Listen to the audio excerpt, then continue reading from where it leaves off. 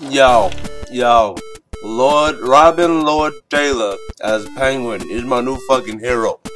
What up? Homeless jabroni. Here to do that Gotham episode 2 review.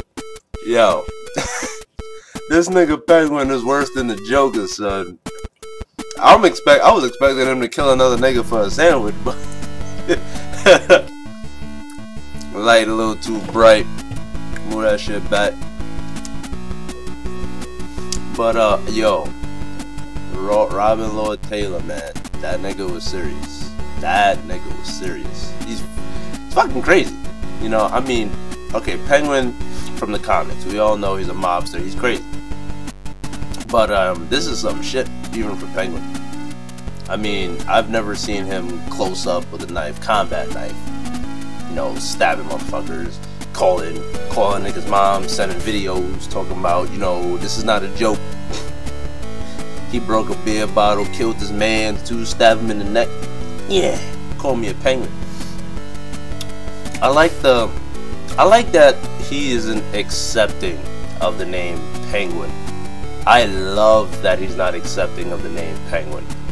I love the fact that he, as soon as he hears the name Penguin, he's like, oh, when you found friends drinking a beer, yeah, bro. Dude, you look like a penguin when you walk. Yeah. Stab him in the neck. So let's move on to the more story-oriented part of the episode. And that would be the Dollmaker. Yes, the Dollmaker. Well, we didn't see him, but we got a name drop. They did an Agents of S.H.I.E.L.D. on us. They gave us a name drop, and which I thought is interesting. That what the whole plot of this show is, they're kidnapping these kids from off the street. The homie Corey from Corey in the House, Corey on the House, whatever. The little brother from that So Raven, the fat black kid. You know him, yeah. He's one of the dudes. He almost got kidnapped. He got thrown through a restaurant window, and that caused too much heat, and they let him go. So he told the cops everything, that these two dudes that were henchmen of the Dollmaker was going around drugging them with what looked like a pen of some sort, stabbing him in the back of the neck and drugging them. I believe the drug, it was called TPA. And as they were drugging them, they were carrying them off to some place, some holding place, where they were gonna take them and give them to the Dollmaker, presumably to turn them into fucking dolls. Cool. That's cool. That's cool shit, bro. Now, this is very interesting, because I want to know if this is going to come into play later on. Is Dollmaker going to become a big villain later on down the road? I want to know, because I could see him coming into play. Because right now, it was very subtle. It was very subtle. I think they're setting this. I think they're sowing the seeds for some shit there, bro. I think they're sowing the seeds for some fucking crazy epic. Yo, I'm popular tonight, huh? Anyway, some popular, you know, some crazy epic shit. Now, the homie Edward Nygma. This guy, the actor Corey Michael Smith, I believe that's his name.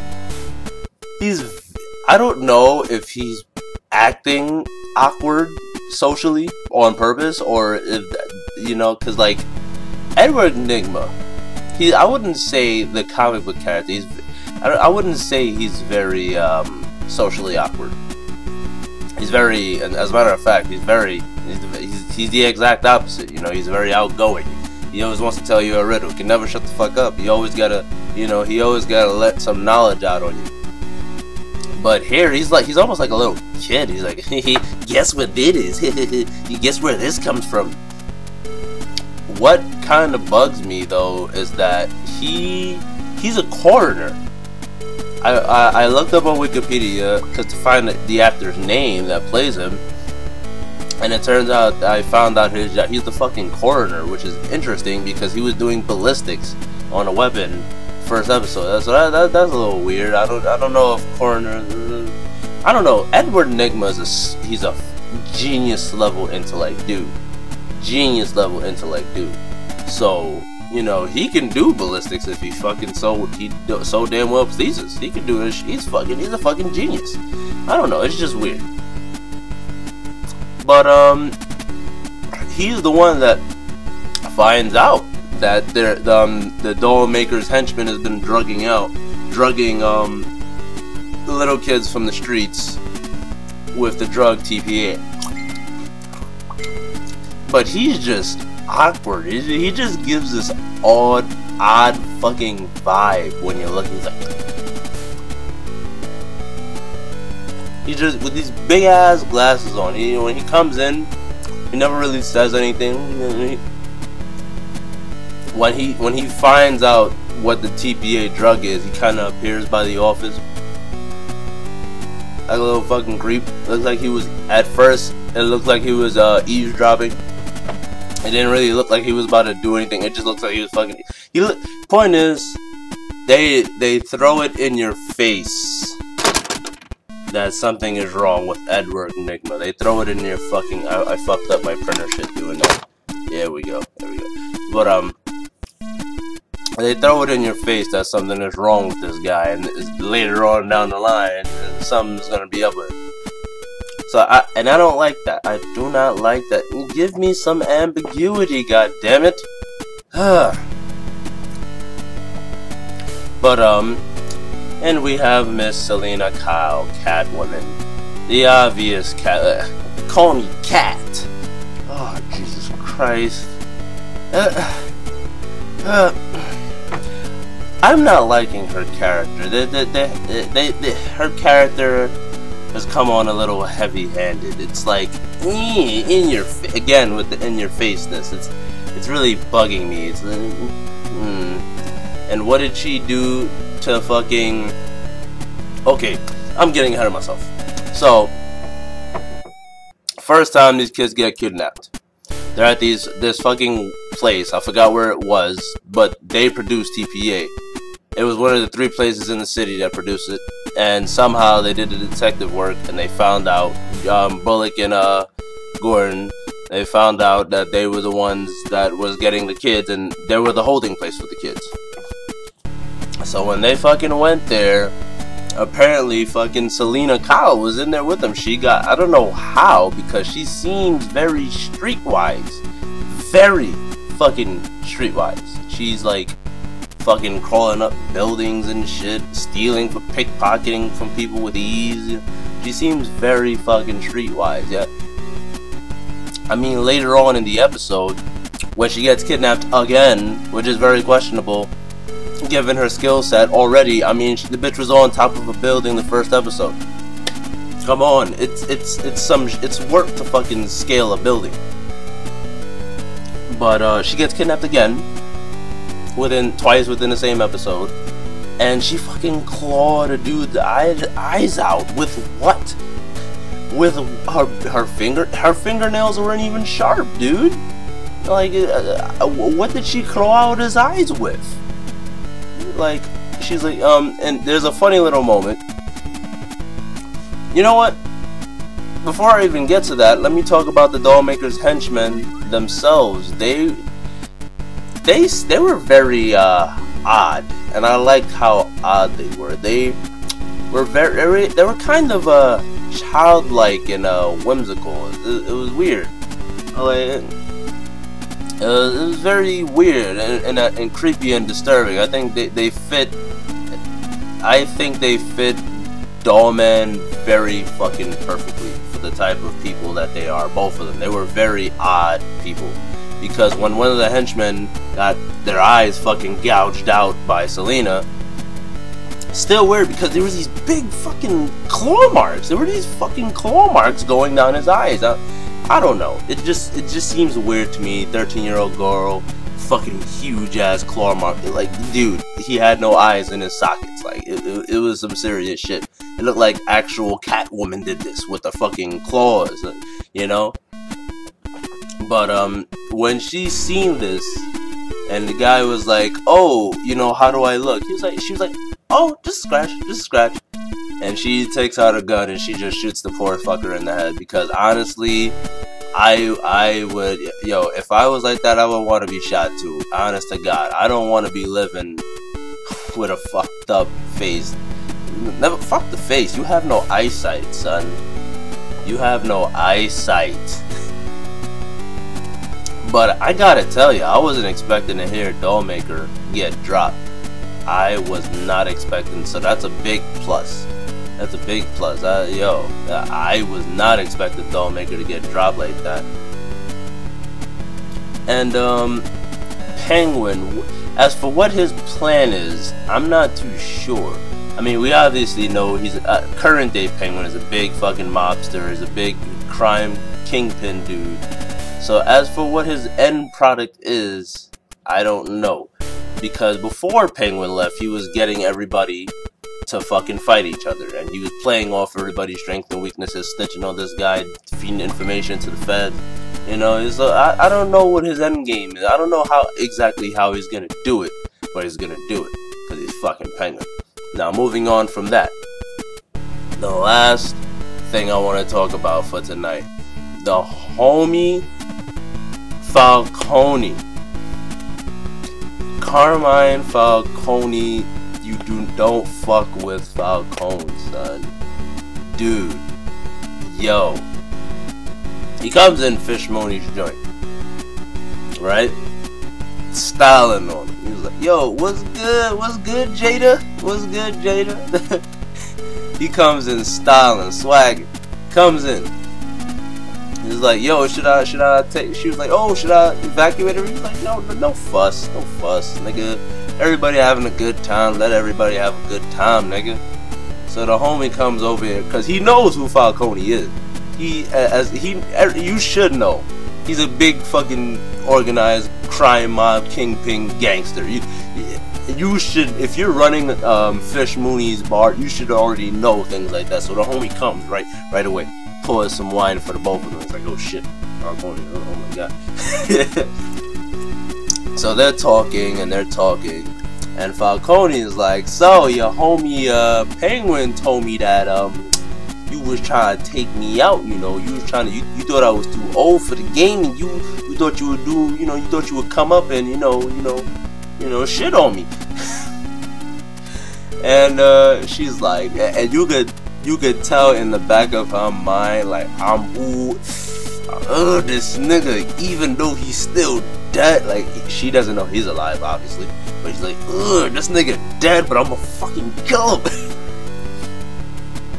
So, I mean, I believe he knew what Fish Mooney was planning ever since he saved Gordon and Bullock. He already knew what Fish Mooney was planning, I believe. I think Penguin probably would have told him a little bit before then, actually. He probably told him a little bit before then. So, who knows? But, yo, and so Falcone, right? He does this little smooth shit. He was like, he's like, so enough business, cause after that, after he tells her that, Jada's like all sucking his dick now. She's like, oh, you treated me right, man, I would never do that, man. You my man, you my nigga, you my dad, man. Come on, man, we go back, man. Why the fuck would I do that to you, man? What the fuck you talking about, man? So Falcone's like, alright, no worries, bro, no worries. I believe you, nigga. I believe you. You loyal. So fuck the business. Let's talk about some pleasure. What's good with you? You got any, dicks on the side, She be like, yeah, I ain't in a relationship, but I got some dicks on the side. And he's like, oh. He was like, yo, if anybody, not treating you right, I'll fuck them up. And she was like, she tried to play it off too. She was like, man, I got my heart broken too many times, sipping the wine and shit. I don't got no time for that shit. She was like, alright, word. He already knew who she was fucking with. It was the same homie that poured her the wine. So poured him and her the wine. So he calls the homie over, right? He's like, yo, bruh, make sure you treat my lady right, cause if you break her heart, you breaking mine. And next thing you know, he gets his thugs to bring the homie to the back. Not even to the back, just just a few feet away from them, and like it's just behind Falcone's shoulder, so you can see in the background, just like out of focus, him getting fucked up. And you could see on Jada's face how much it's hurting her. I don't know if she probably thought of him as a lover. Holy shit, you know, she really was playing that shit off, I'll tell you that. But you could see the pain on her face, like, oh, Falcone, oh, dude. So later when Falcone leaves, she's like, I'm gonna kill Falcone with my bare hands and my teeth. My teeth, nigga. So that episode was pretty. This episode was pretty intense. We saw some the more vicious animalistic side in characters this episode. Also, I think the relationship between Harvey and fucking Gordon is really coming along. It's nice seeing them the way they are. Their personalities just bounce off each other. So it's really nice. Just like, oh my, like the dude that ran the place, where the TPA agent, I think that's what the drug agent is called, I don't know. The dude that ran the place, he was basically the middleman for the Dollmaker. He was getting smacked in the face with a textbook. Not even, it was a phone book.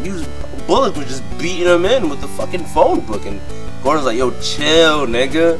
I'm trying to ask him some questions. Like, it was just a very entertaining episode. But if Gotham could really just tone down the fucking, how do I say this? Just tone down the villains being so eccentric. They're too eccentric, dude. The only one I don't mind being eccentric is Penguin. Penguin I'm really fucking enjoying. But he's becoming a little too Joker-ish, because, dude, I've never seen Penguin get down and dirty, but then again, when have you ever seen Penguin climb to the top of where he is? You just seen Penguin always be a crime boss. You never really saw how he got there, so I can't really fucking complain. So again, Penguin is all around the best dude right now. So that's it, man. Again, the score for the episode stays the same, 7 out of 10. I would love to give it more, but it hasn't really given me any reason to, you know. And what? Any last thoughts? Alfred is a dick in this show. He's very sassy too. Alfred has always been sassy, but in a kind of like a condescending way. He's just outright. There's no sarcasm with this guy. He's like when Bruce was like burning his hand with the candy. He's like, "You stupid! I love you." Like that's a great way to raise children. That's not gonna fuck them up at all, you know. As for the kid himself, as Bruce Wayne, he doesn't really give me any reason to dislike him or like him. I mean, he listens to metal. That's all I could tell you about this kid is Bruce Wayne. He listens to metal, likes to do dumb shit like stare off of large building edges and put hands on fire and draw shit while listening to metal, you know. And he's a regular American citizen. But yeah, 7 out of 10. Homeless Jabroni. I'll see y'all mofos later. Peace.